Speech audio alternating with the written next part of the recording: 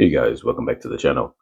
Today I want to jump into a topic that I've been wanting to discuss for a little bit, but I'm going to briefly kind of tap on it. I may at a later point in time dive into it a lot more heavy or make a secondary video, but essentially this was going to be about ways to create a healthy marriage. Now, um, in the current times now, 2024, I think this dynamic is different than maybe what it was, 40 years ago where back in the days I feel that couples used to just plow through things. They used to say we got to make it work. They had a lot more discipline as well. They kind of understood how things work, in that kind of dynamic. But this is going to be kind of really revolving around in today's times and just kind of throwing a few pointers in what makes a marriage, uh ways to create a healthy marriage and how that would work in today's modern times. So first, you have to kind of establish almost a layout. You have to kind of um, create almost a imagine you have a sheet of paper in front of you. You're creating almost like an outline to a story, and essentially you have to kind of make like these kind of powerpoints in your head if you want, or if you were writing it down. Of first starting with selecting a partner. Now, one of the biggest things when it comes to that aspect and you selecting a partner is selecting based off of someone being a good partner for a spouse and a good partner as a parent. A lot of times people don't do that in this day and age, and that's more important now than it ever was before because now we're living in a time where everyone selects people off of some kind of superficial reason or something on the surface because it's fun. And as they get comfortable with that person, then they decide, I want to try to make this something that becomes long term, but it was built on a foundation of, either I'm attracted to that person or I think they're cool or I think that they have a lot of things, material things, or whatever the case is.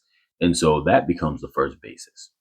But once you get that part of the way, you find someone who seems to have, or at least you have that in your mind that that's what you're going to target. The next thing that you have to do is break down a set of values um, that means something to you. So what I mean when we speak on that is some people prefer traditional. Some people say I want the man and the woman to play a certain role. Maybe certain people don't, but whatever those things are, you have to make sure that the the the values that you want to have in this dynamic, or the elements that you're looking for, uh, in terms of how you want to be and how you want your partner to be,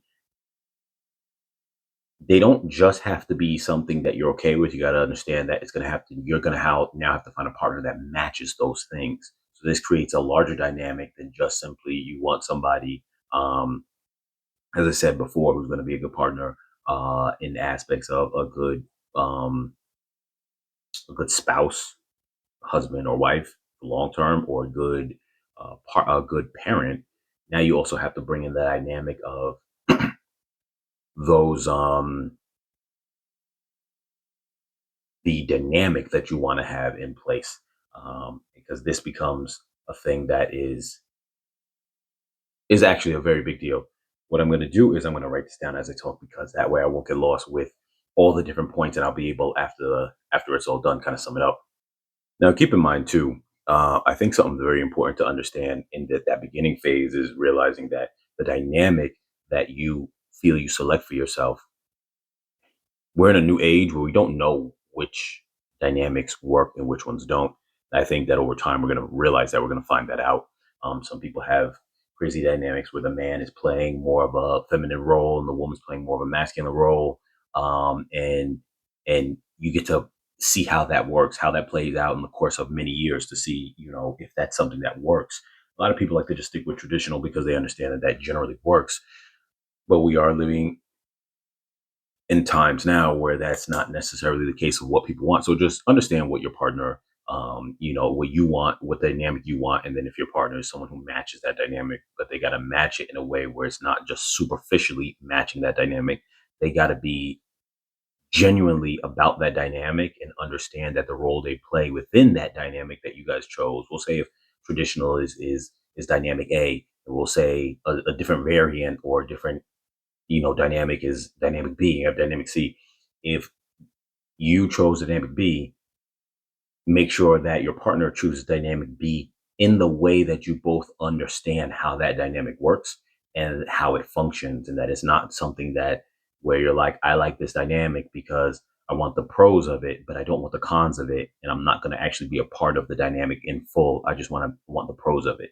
Um, so meaning that, but then after that, and you get to that point, but let's just pretend like someone's going base traditional just for the sake of making this a little easier in terms of talking points. Um, Understand that that person that you have as your partner, they cannot be your everything.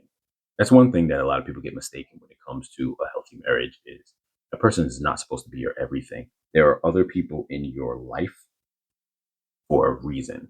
Now, if this person is, and I'm going to say this a lot through the video, canceling points, but if this person that you're dealing with or you yourself are the kind of person who you feel like, all right, I need this person to be my everything, you need to figure something out for yourself and fix yourself because that doesn't work. If the person you're dealing with is somebody who wants to make you their everything, that doesn't work either. That's a recipe for disaster. So you have close friends in your life for a reason. Each friend brings a different dynamic to the table for your life.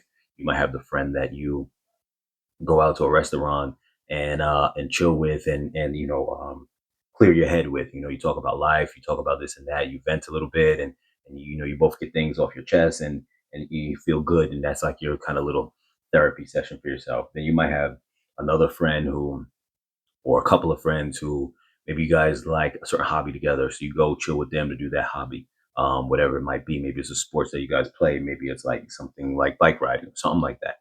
And then so on and so forth. You got different friends for different things. And then, you're just general group of friends where you all connect and how you guys will all, you know, get together. You have your vibe, whatever the case is. You're going to have your family members, your mom, your dad, assuming that your family, or, whatever family members are alive, your siblings.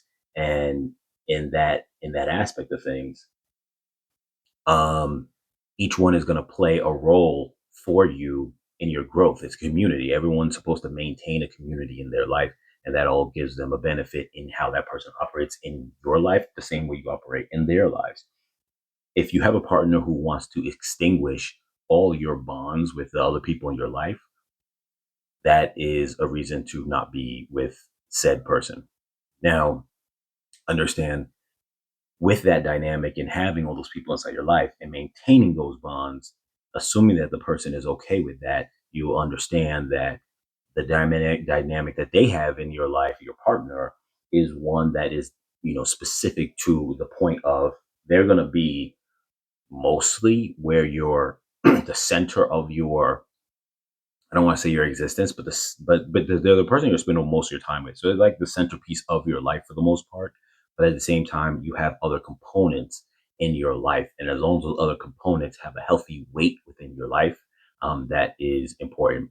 And also on the other side of things, those other components that you have going on cannot and should not have too much weight in the dynamic of the way of your life disrupting your marriage. That in itself is also quite important too. There are some people who will have either their parents or their siblings who play too much of a role in their life.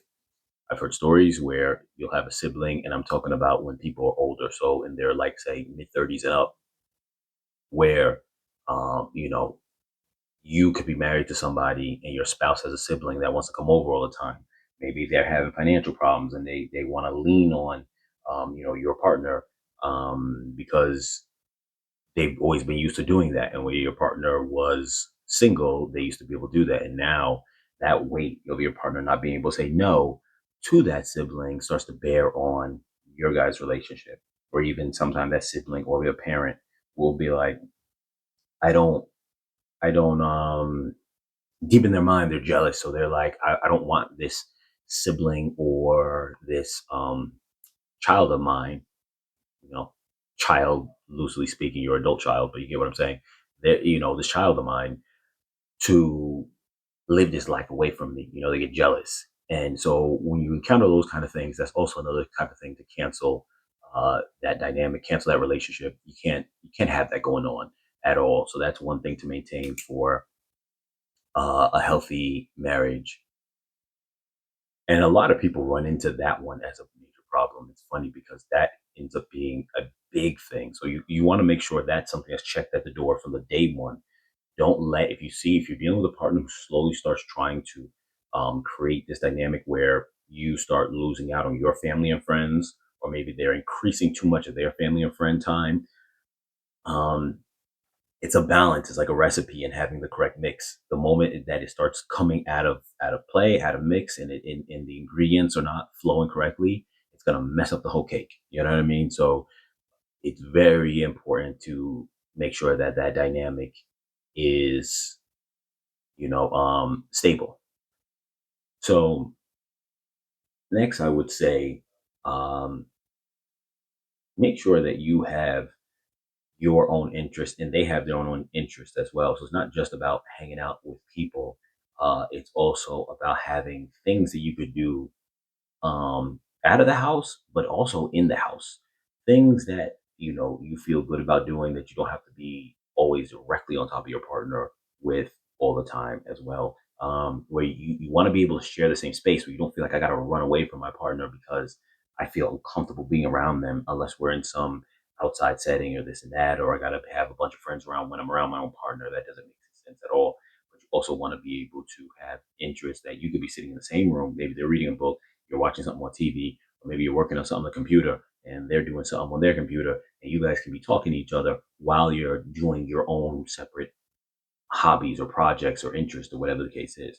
That's important too because that shows the ability to not be frustrated with each other, but also not always be on top of each other, but always be in the same space, and be able to have that energy. We're in the same space. That's a good tester or qualifier to let you know how healthy your dynamic is. If you could sit in the same room with somebody for hours, hours at a time, not just when you're sleeping, but hours at a time, and you are able to just similar to having a friend inside a room, they're doing something, you're doing something, if you're talking on certain things, maybe they're watching a movie while you're working on something, and every now and then you talk to them about the movie. Oh shoot, look at that, look what happened to that guy, blah blah, and you could jump in, but there's that sense of we enjoy each other's company, but we don't have to be on top of each other, but we also don't have to run away from each other. So that's very important. And then now the flip side of that is actually spending time with each other, having a few things you guys could get into at the same time.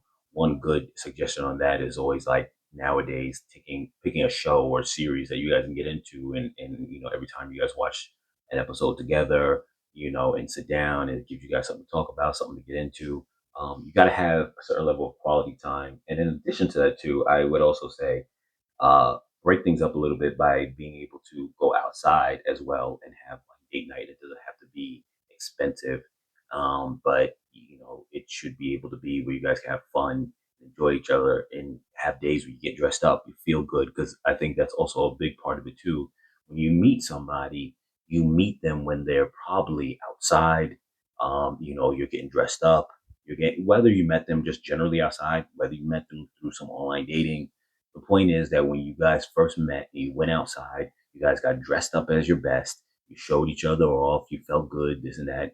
That's a dynamic that has to be maintained because then what happens sometime over time is people start craving that sense of being outside, that adventure. And sometimes it's not necessarily that they're craving another partner, but if they associate their partner that they have with always being inside, always just kind of, never doing fun activities, and just the grind of the work schedule is like, okay, we come home, we come from work, and it's just that.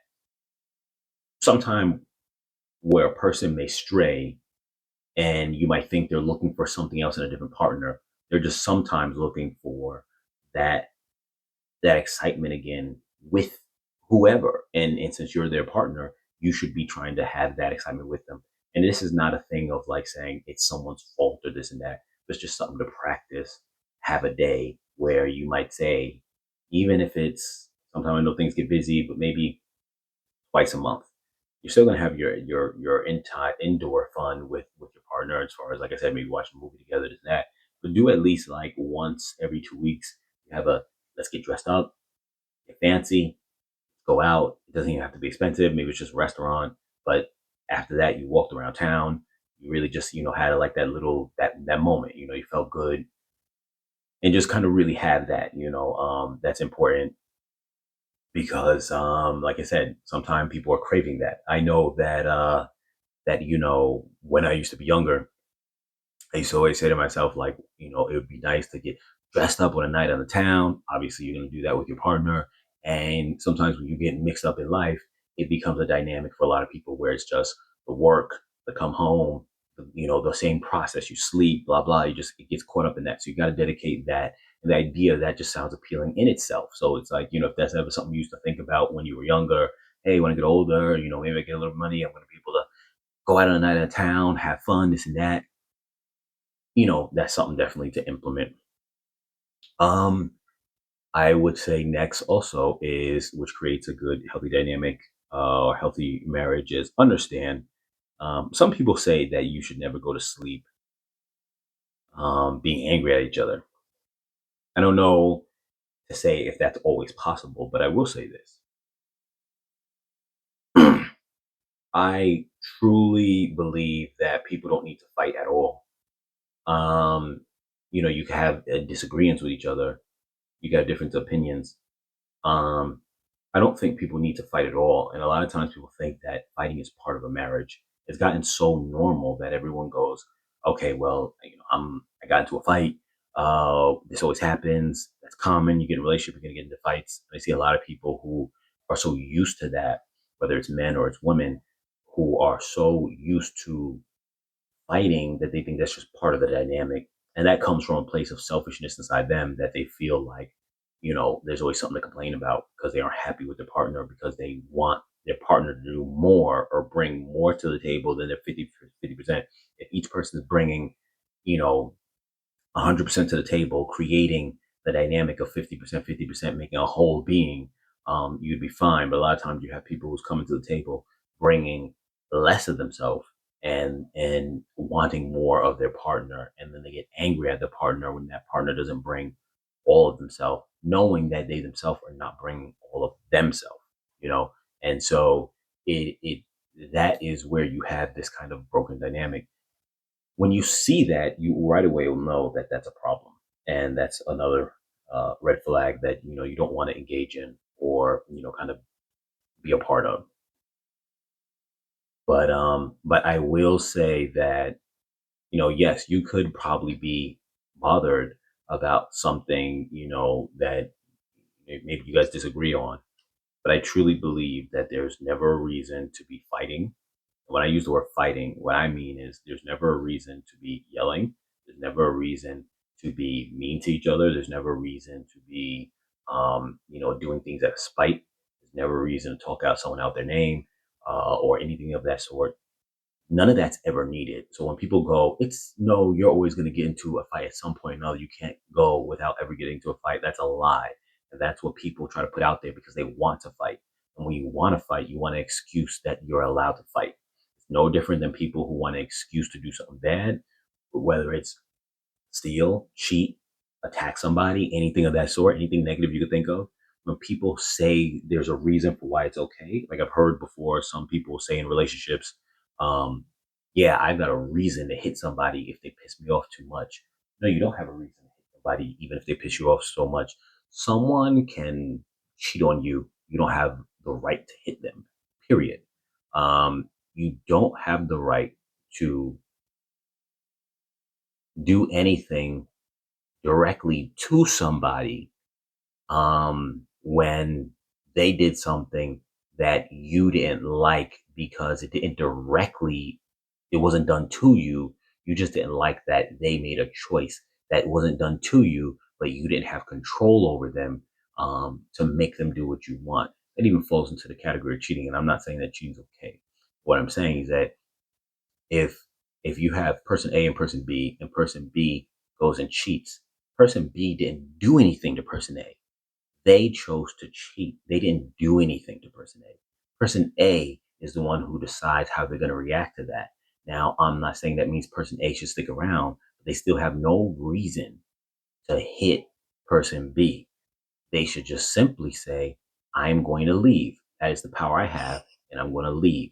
And I don't want to deal with this relationship anymore.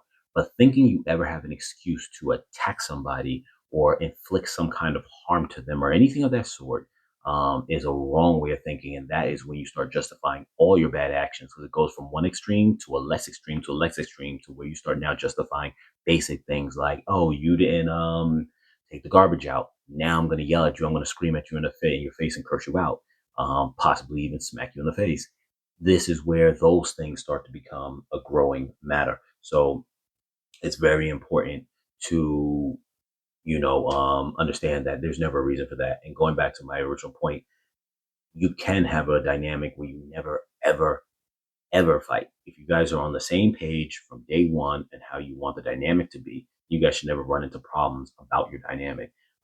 If you both are patient and understand that, do not get mad for anything that a person does that, doesn't create, like, it's not done to you. Forget about control of the other person. They didn't do anything to you. Then do not get crazy mad. Like, you can be bothered, but you shouldn't be going on the deep end. Once you understand that concept and you have that strength of character, and that is also part of you having confidence in yourself to say, I understand they did something I didn't like. They didn't do it to me, and I am still whole. I am still complete. Once you start understanding some of these basic concepts, you'll realize you don't ever have to fight with each other. Now, like I said, you could be upset and you could tell that person, hey, listen, I'm upset. And if they are on the same page with you, then they should be able to receive you as you talk calmly, because no one likes being yelled at. You talk calmly and say, this is what you don't like, and then they will receive it and they'll act accordingly. If they don't, then you have to leave them. It starts becoming, what you start realizing is, as I started at the beginning of this video, you start painting a picture or a dynamic how you want things to be. Everyone has to stick to those rules like it's a job that you can get fired from. That's exactly what it is. And you have to maintain every moment throughout of balance, putting checks and balances on these things that are always maintained. You can't give any leeway on them. Now, in the real world, we know that one of the biggest issues towards this is not that people don't want to follow all these rules, these dynamics, and this and that. What it comes down to is that you have one person always wants the other more than the other wants them. And so what you find yourself in is a situation in which you let things go because you don't want to lose that person. You definitely have to not be in that place where you are fearful of losing that person. Or if you are the person who feels that way, then hope that the other person is a great leader who will make sure that your needs are always taken care of and they don't want to purposely hurt you. If that seems to be the case, you got to know that you got to let them go. Let's see, is there anything else that I can add to this right here? We had a couple of points already. So one thing that I will add, and this will probably finish it off because I know the video is getting long, is, and like I said, maybe I'll make a follow-up video on this because I know there's so many more things to be added to. Intimate compatibility is super important. Now, I've heard different philosophies out there.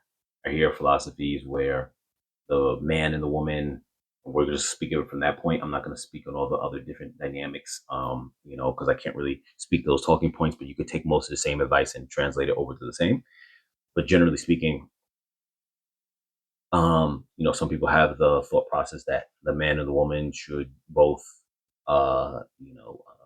equally, how should I say this? They have a equal standing when it comes to intimacy. Some people have this the standpoint that the man should have dominance in the intimacy realm. Some people have the idea that the woman's needs of being pleased should override the man's, and it's the number one. Whatever dynamic that you sign up for, and whatever dynamic that you, like I said, initially, you should have these kind of dynamics worked out with the partner that you get with. You both have that understanding. Otherwise, you guys shouldn't be making it past a year if you haven't already established that. Once you've established that, whatever dynamic you guys have set up, the physical intimacy aspect should be something that is never um, pushed aside, or something that people will just go, I'm mad at this person, so we're not going to do that. Never do that. If you're mad at a person, which, like I said, you could be mad, you shouldn't be fighting with someone. Maybe you're upset. You should not withhold intimacy because you are mad. That is almost the equivalent of saying you have a child in the house, you're mad at the child, so you're not going to feed them. You're like, I'm not going to feed you for weeks because I'm mad. And until you start getting better grades, then I'll start feeding you again. You wouldn't do that. You'd always feed your child. This is feeding the marriage. If you stop doing that at any point in time, or you use that as a crutch or something like that, or something to bargain with, then the marriage is going to be gone immediately. And that is a problem. Intimacy in a marriage is food, it's sleep, it's the equivalent of those things. It's a necessity, it's not something to be bargained with. Um, so the moment you start doing that, it's a problem. And anyone who weaponizes intimacy, immediately you know that relationship has to end immediately. Also, compatibility in terms of intimacy. Not everyone's compatible. Sometimes people, like you said, get together for superficial reasons, and they don't realize that you have to have a certain level of compatibility, whether it's the things that you're into, whether it's the frequency, how much you like to do things, whether it's, you know, just all the other dynamics that come along with it. It's very important to know that whatever it is that you guys settle on, you have to have that dialogue and you have to settle on it. You have to have that be specific. It can't just be something in the air and then later on it's not good, but then you're like, hey, I care about this person, so that area is not great, but we're not going to work on it. That's a problem. So I won't dive too heavy into that, but just simply know that that's something that should never be withheld, and it also should be sorry, also should be something that you make sure you guys are on the same page about beforehand. But while also being on that, I will also say, that so a lot of people sometimes too don't realize something that requires, I mentioned something like this in past videos, but it may require a brain set reset. But if you are the type of person, this is what hurts a lot of people when they're older in life and they're trying to just start at a marriage. Say if you're 30, 35 years old and you're just trying to start a marriage. If both two people are not uh, intimately equal in terms of their experience, the person who has more experience is going to find the one with less experience to be sometimes um, hard to deal with. This becomes very tricky, and it's very important to address this because sometimes you're not compatible with someone because their experience is higher than yours. A lot of times you find this, and this is not a knock on anybody or any sex, but at the same time too, the reality of it is that a lot of places you have more women that have more experience than men, because you'll have a few men that have a lot of experience, usually the one guy or the 20% of men who got a lot of women at a young age, all throughout their life. And we all know people who like that, so we're not going to pretend like they don't exist. They do exist.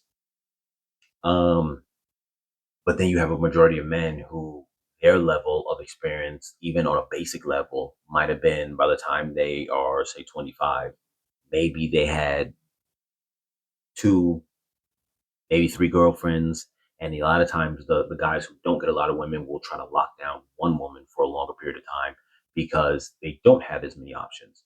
So, and then when you have like a woman who they may be trying to lock them down, but of course, if they ever come across the player type or the guy who just loves going from one woman to the next, he'll get with them. It breaks off, but another guy just like that will get with them again. It breaks off, and just maybe whether it's a fault of their own, whether it's no fault of their own, we're not even addressing that right now.